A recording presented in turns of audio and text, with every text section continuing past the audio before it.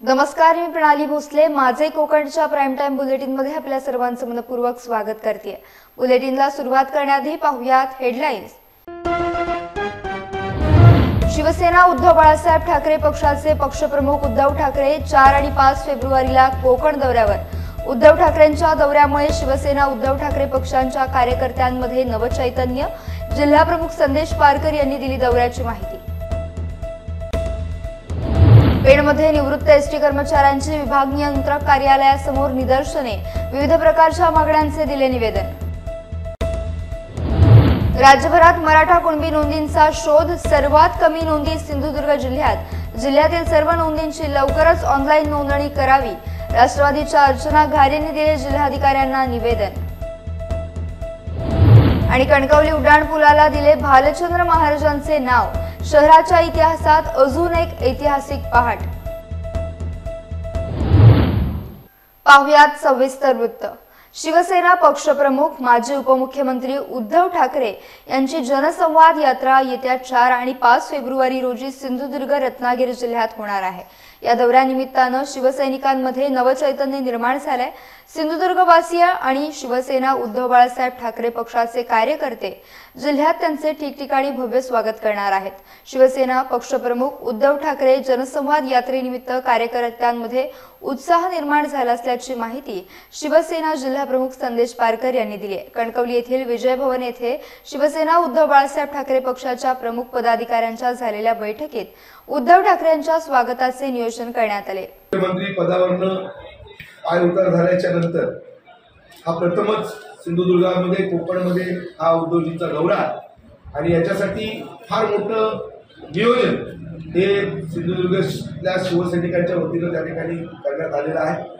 सगळ्यांवर त्या ठिकाणी फार मोठी जबाबदारी त्या ठिकाणी महिला सेना असेल, युवा सेना असेल, बेसिक शिवसेना असेल, त्या सगळ्यांकडे त्या ठिकाणी जबाबदारी ही मोठ्या प्रमाणात त्या ठिकाणी देण्यात आलेली आहे. सगळ्यांना विभाग वाईज विभाग प्रमुख असतील, तालुका प्रमुख असतील, जे युवा सेनेचे अध्यक्ष असतील, महिला सेनेचे अध्यक्ष असतील, संपूर्ण सिंधुदुर्ग जिल्ह्यात या सगळ्यांना त्या ठिकाणी ही जबाबदारी देण्यात आलेली आहे.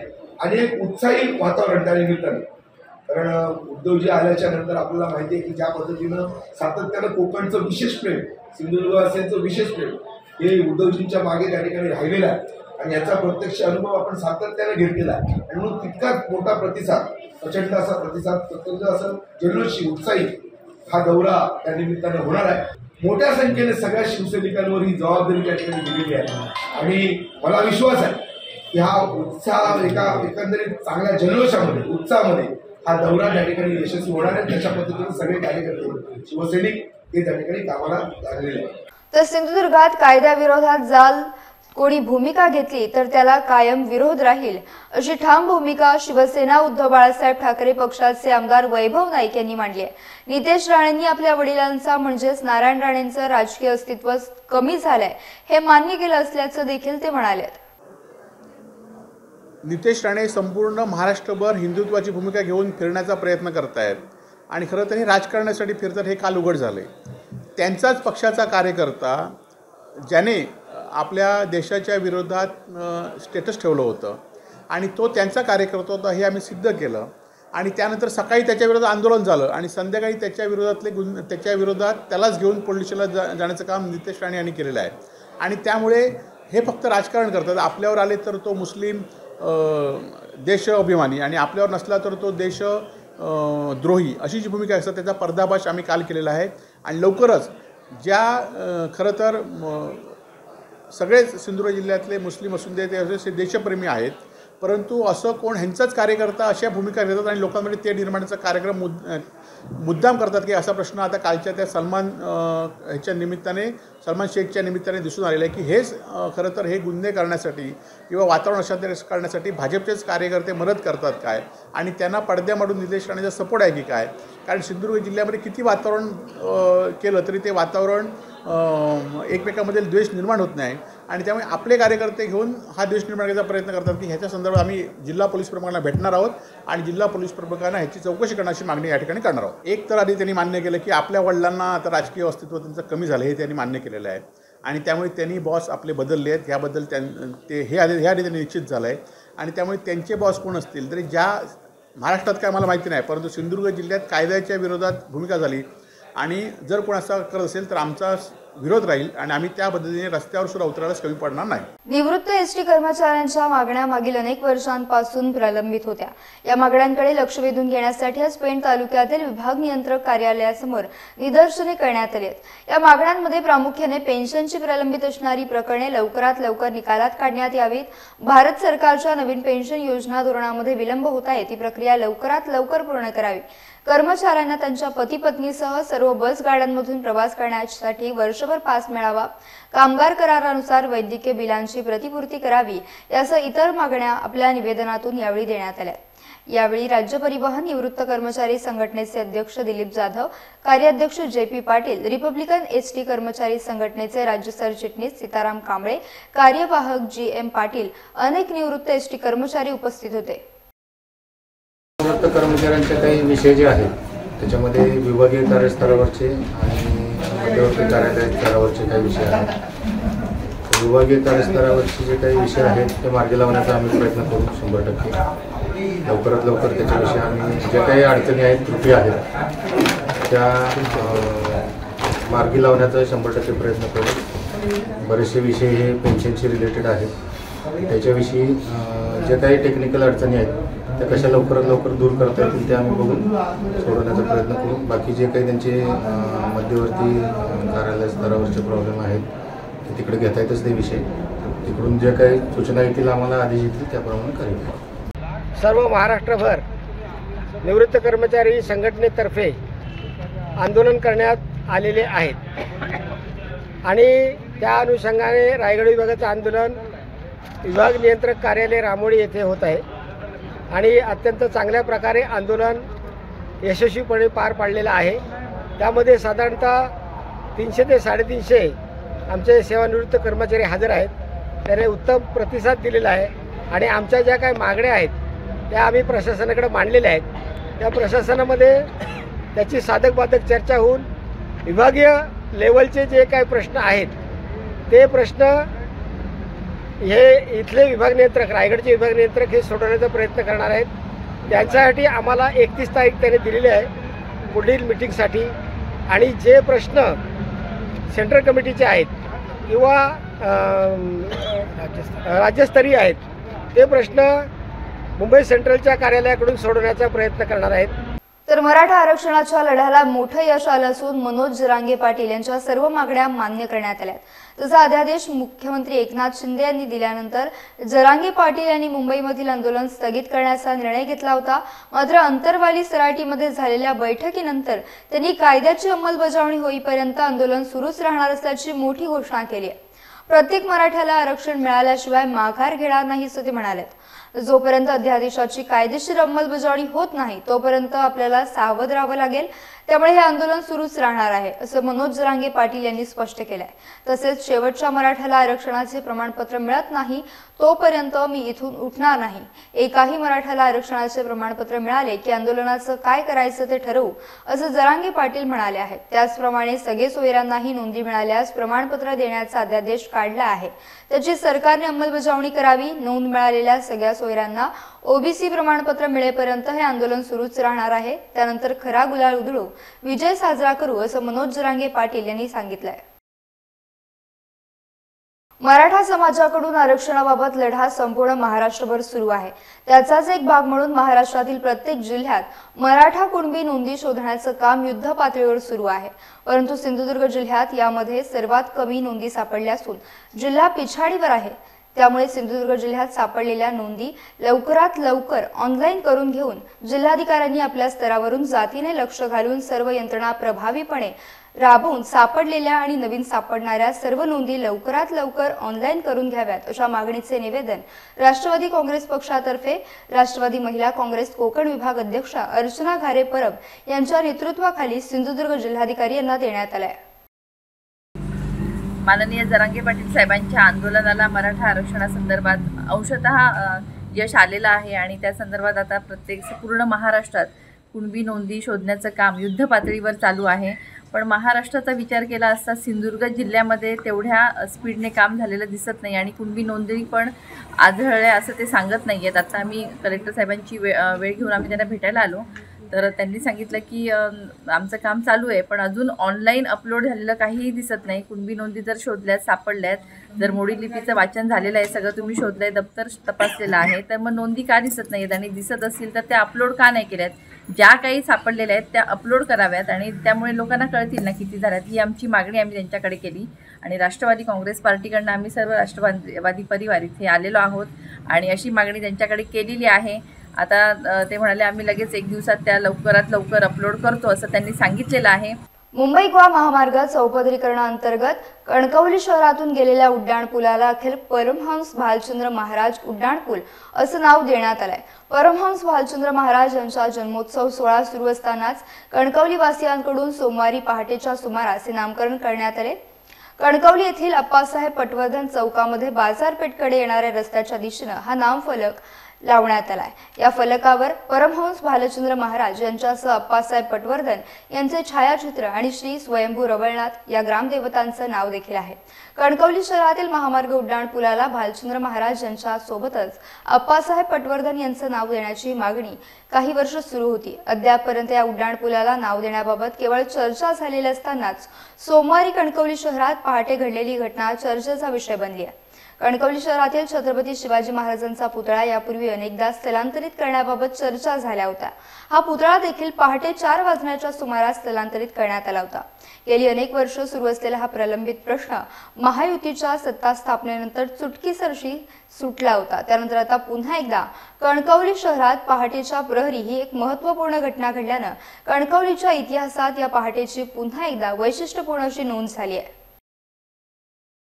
मुंबई गोवा महामार्ग चौपदरीकरणाच्या कामात राजापूर एसटी डेपो समोर प्रियदर्शनी वसाहत आणि बंगलवाडीकडे जाणारा रस्ता तातडीने करून देताना एसटी डेपो समोर सर्कल की जंक्शन याबाबत देखील लवकरात लवकर निर्णय घेतला जाणार असून या परिसरातील पथदीपही लवकरच सुरू केले जाणार आहेत.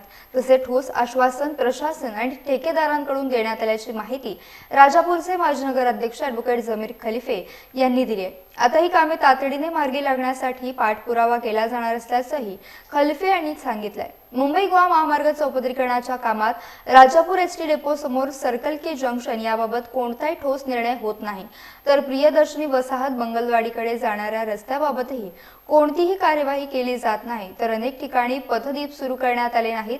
याबाबत येत्या 26 जानेवारी पूर्वी प्रशासनानं योग्य निर्णय घ्यावा, अन्यथा रस्त्यावर उतरून आंदोलन करावे लागेल असा इशाराही खलिफे यांनी दिला होता. गोवा महामार्गावर महाड तालुक्यातील दासगाव निसर्ग हॉटेल समोर काल रात्री 11 वाजण्याच्या सुमारास ट्रक आणि मारुती सुझुकी गाडीची समोरासमोर जोरदार धडक झाल्यानं भीषण अपघात झाला.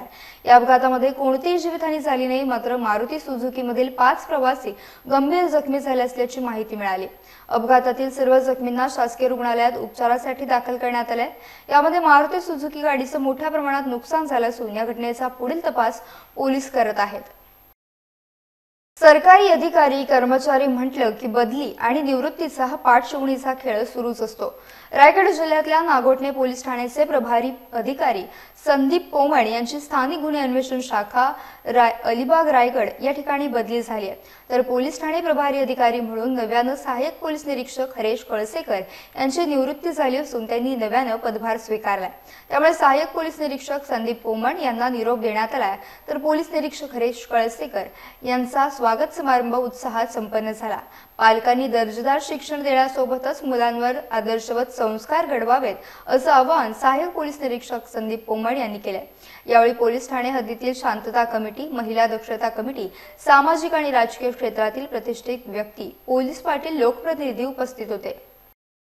आणि चांगलं शिक्षण, कारण तुम्ही छोट्या छोट्या गोष्टी बघितल्या, हे मुलांना मोबाईल हे ते आता परवाचेच इन्सिडेंट, तर हे आपण जर मुलांवरती लक्ष असेल, मुलांशी आपला संवाद असेल, आपले मुलांवर चांगले संस्कार, बघा आता म्हणजे परवाचा तो इन्सिडेंट झाला, त्या मुलांवर गुन्हा नोंद येतं, त्यांना नोकरी लागायला प्रॉब्लेम होणार, त्यांना पुढं पासपोर्ट भेटणार नाही, म्हणजे इतक्या अडचणी आहेत. तुम्ही छोट्या छोट्या गोष्टी, एक स्टेटस त्याने ठेवला, त्याला त्याचा अर्थही माहिती आहे का नाही मला माहिती नाही, म्हणजे मी जर त्याच्याशी विचारलं त्यांना अर्थ काय तर तेही व्यवस्थित त्यांना सांगता येत नव्हतं. म्हणजे 3 शाळेत शिकणारी मुलं आहेत ती, आता तो स्टेटस ठेवला, त्यांचं अख्खं आयुष्य करिअर हे होणार. म्हणजे या गोष्टी ज्या आहेत, पालकांचं पण कर्तव्य आहे की मुलांवर चांगले संस्कार घडवणं, मुलांशी संवाद ठेवणं, मुलांना चांगलं शिक्षण देणं ही आपली जबाबदारी आहे आणि हे तुम्ही करा. एवढंच जाता जाता मी तुम्हाला सर्वांना सांगेल, सागरी पोलीस स्टेशन आहे आणि त्यानंतर आता नागोठणे पोलीस स्टेशन आहे. मी आल्यानंतर नागोठणे पोलीस स्टेशन पहिल्यांदाच बघितलं. मी बिल्डिंगमध्ये प्रवेश केल्यानंतर खूप प्रसन्न वाटलं. म्हणजे अशी प्रशस्त, सुसज्ज आणि देखणी इमारत रायगड जिल्ह्यात कुठंच नाही. खूप आणि त्यावेळी लक्षात आलं की हे जे आहे हे एका रात्रीमध्ये होणारी गोष्ट नाही. ह्याच्यासाठी खूप मेहनत, स्वतःचं कौशल्य आणि सगळ्याच गोष्टी पणाला लावून ते करावं लागतं आणि त्यानंतरच ते साध्य होतं. रायगड जिल्ह्यासह पेण तालुक्यात क्रिकेट मोठ्या प्रमाणात खेळण्यात येतं. त्यामुळे पेण तालुक्यात कितीही क्रिकेटचे मैदान असले तरी ते अपुरे पडतात. त्यामुळे ग्रामीण भागातील क्रीडा रसिकांचा उत्साह कमी पडणार असणारे मैदान लक्षात घेता पेण तालुक्यातील हमरापूर विभागात मोठ्या प्रकारचे भव्य दिव्य मैदान उभारण्याचे काम सुरू आहे. त्यामुळे अशाच प्रकारच्या मैदानांच्या माध्यमातून ग्रामीण भागातील क्रीडा रसिकांना योग्य ते व्यासपीठ मिळवून देण्याचं काम आमदार रवींद्र पाटील यांच्या नेतृत्वाखाली येत्या काळात करणार असल्याचं भाजपचे जिल्हा उपाध्यक्ष वैकुंठ पाटील यांनी सांगितलंय. पेण तालुक्यातील रावे, दादर, सोनखार, कळवे आदी ठिकाणी क्रिकेटच्या सामन्यांना भेट देऊन वैकुंठ पाटील यांनी क्रीडाप्रेमींच्या आनंदात भर टाकली आहे. या मॅच मध्ये कळलं नाही की कोण जिंकणार आणि कोण नाही, परंतु एक चांगला खेळ जिंकलेला आहे. त्याच्यामुळे मनापासून सगळ्या खेळाडूंचा या ठिकाणी आपल्याला करू इच्छितो. मला माहित आहे की आपल्या गावामध्ये क्रीडा रसिक प्रचंड आहेत आणि क्रिकेट म्हटलं की सर्व क्रिकेटच्या पंढरीमध्ये जमा होतात. तुमच्या सगळ्या मंडळींसाठी निश्चितपणे सांगू इच्छितो की भविष्यामध्ये क्रिकेटच्या माध्यमातून मैदान असेल किंवा अन्य काही गोष्टी असतील ती करण्यासाठी सातत्याने आमदार रवींद्र पाटील साहेबांच्या माध्यमातून प्रयत्न करणार आहेतच. परंतु आपल्या प्रेम या ठिकाणी खेचून येते. मला 8 ते 10 स्पर्धा आहेत. त्या स्पर्धा बाजूला ठेवून मी आपल्या गावातल्या आपल्या माणसांसाठी या ठिकाणी आलो आणि आपण सुंदर खेळ आज केला. सर्व क्रिकेट टीमनी चांगला शिस्तबद्ध खेळ केला. सगळ्यांनी शांततेमध्ये सामने पार पडले. मकर संक्रांत नंतर सुहासिनी महिलांच्या हळदी कुंकूला सुरुवात होते. ती रथसप्तमीपर्यंत या काळात अनेक महिला घरोघरी हळदी कुंकूचे आयोजन करत असतात. वाण म्हणून घरगुती साहित्य सह विविध वस्तू देत असतात. मात्र रायगड जिल्ह्यातल्या पोलादपूर पोलीस ठाणे महिला कर्मचाऱ्यांनी नुकतेच तुळशीच्या रोपांचे वाण म्हणून वाटप करत नवीन आदर्श घालून दिलाय. तुळस ही सकारात्मक ऊर्जेचं प्रतीक मानले जाते. ज्या घरात तुळस आहे तिथे लक्ष्मीचा वास असतो. त्यामुळे हळदी कुंकवाचं वाण म्हणून तुळशीचं रोप देण्यात आल्याचं महिला कर्मचाऱ्यांनी सांगितलं. पोलादपूर शहरातील सुमारे 450 ते 500 महिलांनी हळदी कुंकवाचा आनंद लुटला. पोलीस निरीक्षक युवराज मस्कर यांच्या मार्गदर्शनाखाली ठाण्यातील महिला कर्मचारी पोलिसांनी हळदी कुंकूचे यशस्वी आयोजन केले होते. रायगड जिल्ह्यातल्या रोहा तालुक्यातील कोलाड विभागातील ज्येष्ठ नागरिक कल्याणकारी मंडळाचा वनभोजनाचा कार्यक्रम रविवारी 28 जानेवारी रोजी एकनाथ सकाराम लहाने यांचे मुठवली येथील संस्कृती फार्म हाऊस येथे आयोजित करण्यात आला होता. या वार्षिक स्नेहसंमेलनाला तसेच वनभोजनाला भरभरून प्रतिसाद देत विविध कार्यक्रमांचा आनंद घेत वनभोजनाचा आस्वाद ज्येष्ठांनी घेतला. कोलाड विभागातील ज्येष्ठ नागरिक संघटना यांच्या संकल्पनेतून आणि अध्यक्ष मारुती राऊत यांच्या मार्गदर्शनाखाली हा कार्यक्रम मोठ्या उत्साहात साजरा करण्यात आला. कला रंग या कलेप्रती समर्पित असलेल्या प्रदर्शनाचे पहिल्या दिवसाचे औपचारिक उद्घाटन महिला आणि बाल विकास विभागाचे विभागीय आयुक्त संजय माने, लोणावळा नगर परिषदेच्या माजी नगराध्यक्षा सुरेखा जाधव, माजी उपनगराध्यक्ष श्रीधर पुजारी, प्रसिद्ध उद्योगपती दीपक घैसास, प्रसिद्ध बालरोग तज्ज्ञ डॉक्टर शशिकांत वैद्य यांच्या हस्ते पार पडले.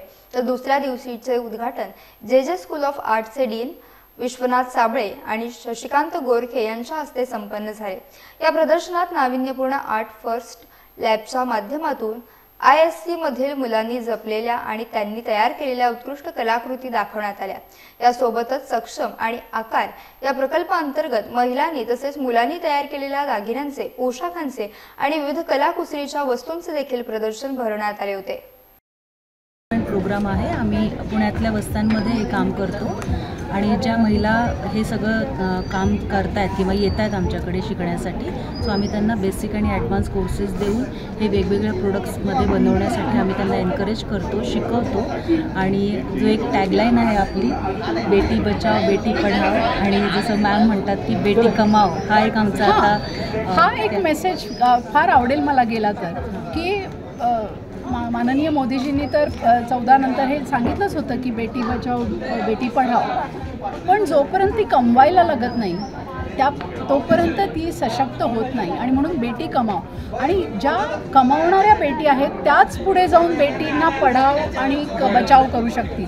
म्हणून ती जी एक सुसूत्रता आली पाहिजे, म्हणून आम्ही बेटी कमाव हा उद्देश आमच्या प्रोग्राममध्ये ठेवलेला. असं सर्व स्त्रियांना महिलांना आमचं सारखं सांगणं असतं, जोपर्यंत तुम्ही कमवायला लागत नाही तोपर्यंत तुमचा त्या स्त्रियांमध्ये जो एक आत्मविश्वास येतो ना, तो निर्माण करण्यासाठी हे सगळे प्रयत्न आहेत. हमारा ये प्रोजेक्ट है वो पूना में चलता है, तो पूना में हमारा सक्षम का जो प्रोजेक्ट है वहाँ पे जो स्लम एरिया के महिला है उनको हम बेसिक टेलरिंग सिखाते हैं, फिर एडवांस टेलरिंग सिखाते हैं. उसमें से जिस महिला अच्छे से फिनिशिंग के साथ ऐसे प्रोडक्ट बनाते हैं उनको हम पहले सिखाते, उसके बाद वो खुद आके ऑफिस में बनाते या उनके घर पे ही बना के ऑफिस में ला के देते. तो अभी हमारे इधर की महिला ये प्रोडक्ट बनाते, वो महीने को 500 रुपये कमाते थे. तो अभी इतना बढ़ गया है इसका हमारा सेलिंग का, तो वो महिला अभी 5,000 6,000 तक एक महिला कमा रही है. और हा फेस्टिवल येऊन खूप छान वाटतं आहे. इतके सगळे कलर्स, एवढा डिसिप्लिन आणि एवढे सगळे टॅलेंट पाहून मला खरंच आज खूप जास्त इमोशनल फील होतं आहे. कधी कधी आपण जास्त जेव्हा आपल्याला फॅसिलिटीज अवेलेबल असतात त्या गोष्टीची आपल्याला व्हॅल्यू नसते, पण इकडे आल्यावर कळलं की जे लेस फॉर्च्युनेट आहे आणि ज्या प्रकारे हा कमिटीच्या मेंबर्सने सगळ्या लहान मुलांना ग्रूम केलं आहे, त्याबद्दल मला खरंच त्यांचं खूप कौतुक करावंसं वाटतं. असंच तुमची कम्युनिटीचं वर्क पुढे चालू राहू देत आणि thank you once again for inviting me. दिनांक 28 जानेवारी रोजी लोकहित बहुउद्देशीय सामाजिक संस्था महाराष्ट्र राज्य आणि मैत्रेय फाउंडेशन संतोष अब्बुल प्रतिष्ठान यांच्या सहकार्यानं रत्नागिरी जिल्ह्यातल्या खेडमधील डॉक्टर बाबासाहेब आंबेडकर भवन येथे भव्य रक्तदान शिबिर आयोजित करण्यात आले होते. या प्रसंगी नागरिकांनी मोठ्या संख्येने रक्तदान केले. या कार्यक्रमास खेडमधील Republican Party of India Konkan प्रदेश युवक अध्यक्ष सुशांत सकपाळ आणि खेड तालुका रिपब्लिकन पार्टी ऑफ इंडियाचे सर्व पदाधिकारी, कर्मचारी आणि संघटनेचे कार्यकर्ते उपस्थित होते. लोकहित बहुउद्देशीय सामाजिक संस्था महाराष्ट्र राज्य यांच्या संयुक्त विद्यमानाने मैत्रेय फाउंडेशन यांच्या सहकार्याने खेड येथील डॉक्टर बाबासाहेब आंबेडकर भवन या ठिकाणी भव्य आणि दिव्य असं रक्तदान शिबिराचे नियोजन केलं होतं. आणि या कार्यक्रमाला खूप मोठ्या प्रमाणात त्या ठिकाणी लोकांनी रक्तदानाचा प्रतिसाद दिला आहे. यासह बुलेटिनमध्ये वेळ झाली इथेच थांबण्याची. भेटूयात नवीन बुलेटिनसह. तोपर्यंत तुम्ही कुठेही जाऊ नका. पाहत रहा फक्त माझे कोकण.